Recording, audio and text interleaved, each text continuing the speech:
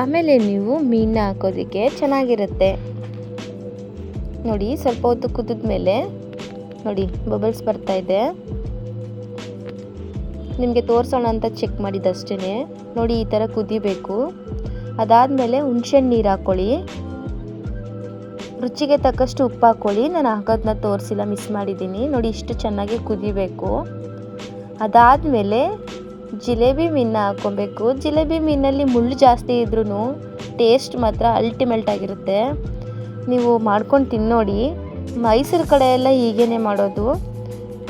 ಬೇರೆ ಕಡೆ ಎಲ್ಲ ಹೇಗೆ ಮಾಡ್ತಾರೆ ಅಂತ ಗೊತ್ತಿಲ್ಲ, ಕಮೆಂಟಲ್ಲಿ ತಿಳಿಸಿ.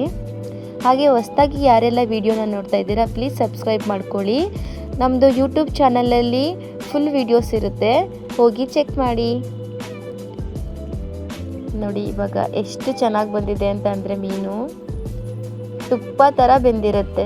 ತಿಂತಾ ಇದ್ರೆ ಸಕ್ಕತ್ತಾಗಿತ್ತು ಮುದ್ದೆ ಜೊತೆಯಲ್ಲಿ. ಫಿಶ್ ಫ್ರೈ ಮಾಡಿರೋದು ನಮ್ಮ ಹಸ್ಬೆಂಡ್ ಚಾನಲಲ್ಲಿದೆ, ಮೂಮೆಂಟ್ಸ್ ವಿತ್ ಗುಣ ಅಂತ, ಅದರಲ್ಲಿ ಹೋಗಿ ಚೆಕ್ ಮಾಡಿ.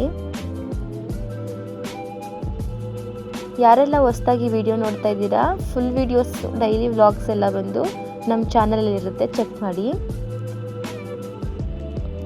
ಓಕೆ, ಎಲ್ಲರಿಗೂ ಬಾಯ್, ಲವ್ ಯು ಆಲ್.